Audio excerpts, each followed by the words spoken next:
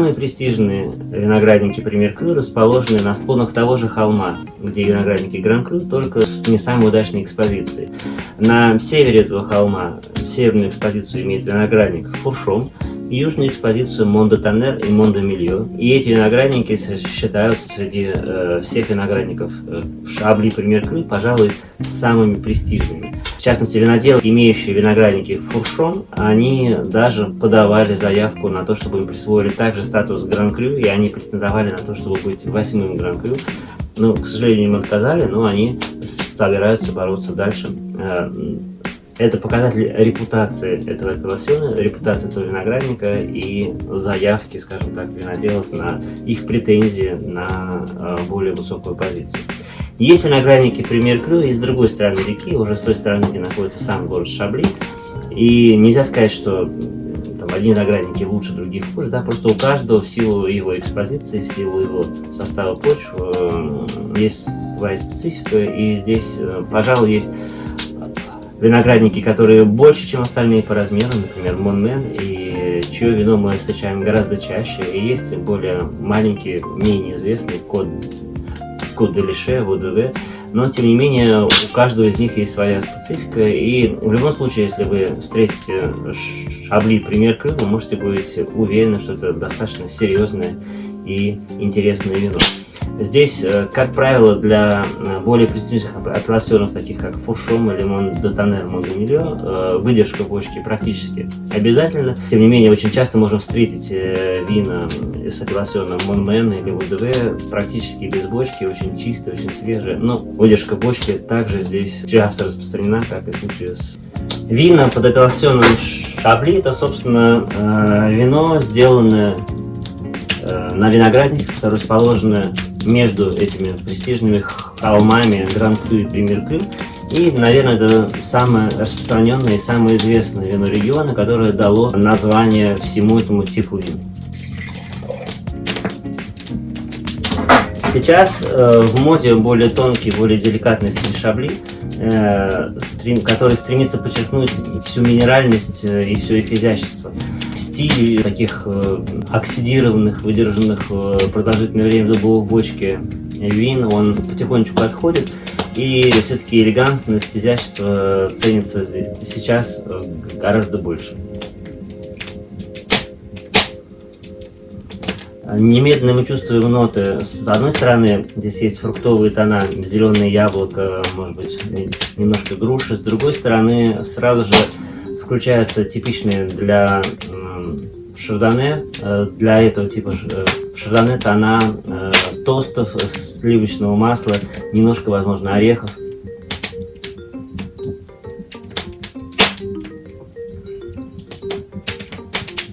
Вкус, с одной стороны, дает нам структуру, основательность, и мы сразу чувствуем серьезное очень вино.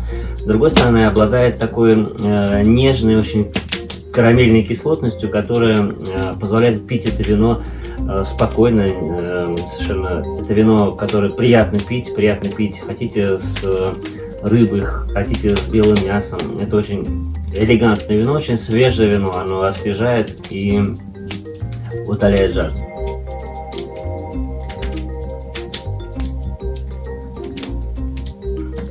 И именно данное вино, на мой взгляд, является образцовым для понимания современного стиля Шабли. В отличие от остальной Бургундии, Шабли был очень сильно затронут и Первой мировой войной, и Второй мировой войной. Здесь проходили сражения, регион каждый раз оказывался абсолютно полностью разрушен и разорен. И поэтому, на самом деле, виноделие здесь сразу после войны никогда не было очень прибыльной деятельностью. Те виноградари, те крестьяне, виноделы, которые хотели продолжать это и не хотели высаживать яблоки или пшеницу, чтобы получать более быстрые деньги, были вынуждены объединяться в кооперативы, и таким образом здесь очень развита такая форма, скажем так, деятельности, да? Очень много мелких крестьян объединены в кооперативы. И после Второй войны, например, есть история, что виноделы из Шабли были вынуждены наниматься на сезон сбора урожая в более коммерческие, более престижные и менее пострадавшие Божале, чтобы хоть как-то прокормить свою семью.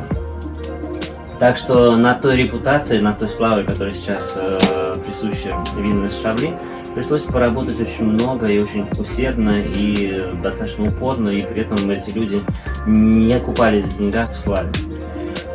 Но изменения в моде на вино с более тяжелых, более грузных вин на более элегантные, более свежие, более нежные, взлет гастрономии в послевоенное время как раз сделал то, что вино из Шабли оказалось очень востребованным. И сейчас у нас здесь, в России, на русском рынке, это, пожалуй, самое известное белое французское вино. Даже отдельно я хочу сказать, что слово «шабли» стало нарицательным именем, и я слышал в своей практике высказывания: я не пью вина из шардоне, я пью только шабли, что, конечно, очень интересно, но мы должны понимать, что Шабли — это не сорт винограда, это не название вина, это наименование по происхождению, это город и его окрестности, где был выращен именно виноград шардоне. И стиль Шабли менялся, есть разные абсолютно стилистики. И сейчас в моде, сейчас, скажем, считается самым прогрессивным, самым правильным, именно такой чистый, очень свежий стиль с минимумом дуба или для базовых вин вообще без дубовой бочки, который дает нам легкую кислинку, легкую свежесть, минеральность, и который подчеркивает именно терруар, в отличие от оксидированного, такого старого, тяжелого очень стиля. Сейчас в моде именно такой легкий, очень свежий и очень минеральный стиль. Как правило, вина из Petit Chablis, они чуть-чуть полегче, они очень похожи по стилистике на вина Шабли, но они немножко легче, немножко еще элегантнее, немножко чуть-чуть капельку попроще, чем вина из Шабли. Поэтому, в принципе, если мы ищем вино каждый день, если мы ищем вино по бокалам, если мы ищем какую-то очень узнаваемую этикетку, то здесь Petit Chablis приходит нам на помощь и дает нам именно то, что нужно. Вино в стилистике Шабли, которое немножко проще, элегантнее, чуть-чуть посвежее, чуть-чуть покислотнее. Это гораздо лучше в качестве аперитива. Это лучше, если продавать бокалами. Это лучше, если у нас есть очень яркая, с очень ярким морским йодистым вкусом еда. Тогда это вино работает местами даже лучше, чем вина из Шабли. Из-за своей истории в Шабли продолжают быть очень актуальными большие предприятия. Их есть достаточное количество, и они выпускают очень много вина. И действительно, это сейчас один из очень коммерческих, очень востребованных регионов, который привлекает к себе бизнесменов, виноделов из всей Бургундии. И, конечно, это может ввести нас в заблуждение. Прежде всего, конечно, я бы рекомендовал обращать внимание не на конечную цену, да, то есть не надо воспринимать это вино как commodity, да, то есть как какое-то сырье. Вино из Шабли — это еще не окончательная рекомендация, оно бывает очень сильно разным. И здесь, как и в принципе в отношении ко всем бургундским винам, стоит обращать внимание в первую очередь не на цену, а на репутацию производителя. И это вино, поверьте, подарит вам гораздо больше удовольствия, станет гораздо лучшим спутником вас, вашего времени и вашей еды. Если мы как-то ограничены в бюджете, то, наверное, стоит обратить внимание в первую очередь на Petit Chablis и Шабли. Это не обязательно вина сильно хуже. Да? Есть некоторые производители, у которых, по моему личному мнению, Petit Chablis получается даже лучше, чем Шабли. Это очень интересно, но так случается. Я думаю, что дело именно в том, что именно в качестве виноградников в одном последнем и в другом. И если же, скажем, мы ищем вино для особых случаев, то, наверное, мы должны обратить свое внимание на Шабли Premier Cru. Это сложное вино, имеет очень долгий вкус, оно очень яркое, глубокое. Если же мы хотим приобщиться к чему-то безусловно великому, если мы ищем что-то совершенно особенное и роскошное, то здесь мы должны, конечно, посмотреть на Шабли Grand Cru.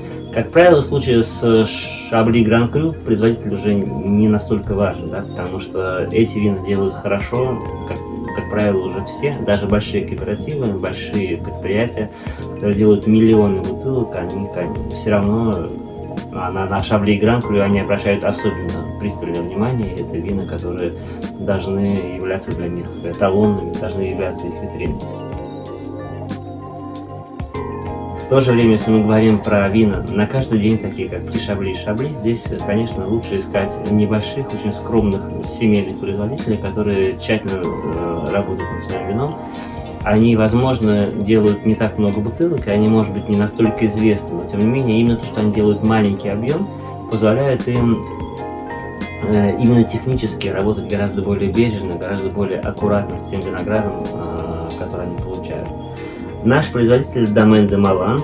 Интересно даже само по себе его название. Маланд можно перевести очень упрощенно, как бедные земли. Да? Это именно показатель репутации региона. Этот регион был всегда имел репутацию места с очень бедными землями, непригодными, пожалуй, для остального вида земледелия.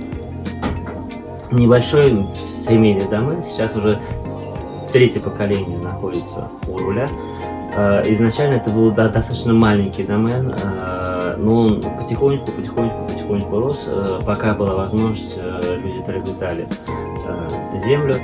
Сейчас домен перешел из рук матери в руки сына. Сын активный поклонник Ришар Ротье, он активный поклонник биодинамики.